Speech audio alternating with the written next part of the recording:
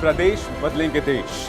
हर गांव, हर शहर की होगी बात, पूरी सच्चाई और निष्पक्षता के साथ। खबरों का पूर्ण स्वराज, क्योंकि हमारे लिए देश है सबसे बड़ी खबर दतिया से निकलकर सामने आ रही है, जहां पत्रकार पर हमला। कब तक चुप रहेगा सिस्टम? लोकतंत्र का चौथा स्तंभ लगातार हमलों की जद में है। ताजा मामला दतिया के गोराघाट से निकलकर सामने आया है, जहां पर पत्रकार सुरेश बघेल के पिता पर हमला हुआ और बीच बचाव करने पहुंचे खुद पत्रकार पर बेरहमी से प्रहार कर दिया। सुरेश का मोबाइल छीनने की कोशिश की गई, गालियां भी दी गई, जान से मारने की भी धमकी दी गई।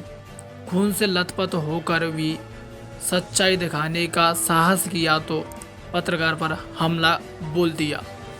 आपको बता दें कि कभी पत्रकार पर झूठी एफआईआर कर दी जाती है, तो कभी दबंगों के आतंक से पत्रकार को घायल कर दिया जाता है, कभी सत्ता के संरक्षण में गुंडागर्दी। पत्रकार हर जगह निशाने पर है। कब तक चौथे स्तंभ पर जुल्म होगा? कब तक सच्चाई देखने वाले खून से लथपथ होंगे? कब तक सरकार चुप रहेगी? आखिरकार पत्रकार चुप बैठ जाएं तो मध्य प्रदेश ही नहीं बल्कि देश भर में कोई भी खबर देखने को नहीं मिलेगी। पत्रकार पर हमला सिर्फ इंसान पर वार नहीं बल्कि लोकतंत्र की आवाज़ को दबाने की कोशिश है। अगर सिस्टम अब भी खामोश रहा तो सवाल गूंजता रहेगा। आइए दिखाते हैं पूरी खबर को विस्तार से। सुरेश बघेल है, मैं एक स्थानीय पत्रकार हूँ। मेरा ज़मीन का यहाँ मैटर है, विवाद चल रहा है कि 326/1 और /1 और 326/2 तो मनीष गुप्ता के नाम है, तो वो नंबर को पटवारी द्वारा छेड़छाड़ की करके और बदल दिया गया है। तो वो मैं पापा से चारे की दवाई छिड़कने आए हैं, तो वो पापा से गाली गलौज कर रहे थे। कौन लोग आए और कौन लोग गाली गलौज कर रहे? हरिओम रावत और संजीवन रावत और जनरल रावत। तो वहाँ पर मैं पहुँचा, तो वहाँ पर मैंने पापा से गाली गलौज कर रहे, तो मैंने अपना मोबाइल निकाला तो मेरा मोबाइल छीन लिया और मेरे को मारपीट की गई। मेरे साथ मारपीट की, मेरी चोट आई, नाक में आई है और कान में भी आई है, कुछ और ठोक रही आई है।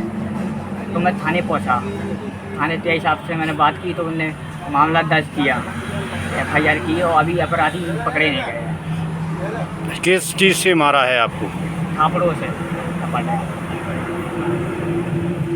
बघेल नाम है, मैं गोराघाट पर रहता हूँ। मैंने 44 हाईवे पे मेरी ज़मीन के विवाद में 2 लोग आए, उसमें दवाई छिड़क रहे थे और नाप कर रहे थे। मैंने उनसे रोका तो इस पर कार्रवाई कर रही है।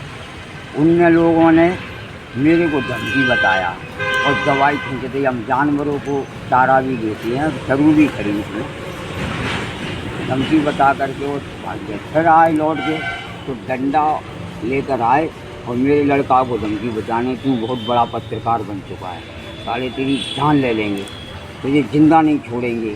और लात में भूसा मारे और डंडा भी मारा उसमें, उसकी नाक में और मुंह में गला। कौन कौन थे? जंडेल और सजीवन। कौन है ये जंडेल? और ये रावत जी है, कोटा गांव के रहने वाले है। यहाँ गोराघाट पे भी इनकी दुकान मकान है और जंडेल का गांव में मकान है। और वो जो है राम सजीवन, उसने मारा, उसमें भूसा और लात है। किसको मारा? सुरेश पत्रकार बघेल को। आप कौन है सुरेश की? मैं पिताजी हूँ साहब उनका। घर बैठे आकर के मार रहे हैं, धमकी बताए, तू बहुत बड़ा पत्रकार हो गया, तेरे को जान से मार।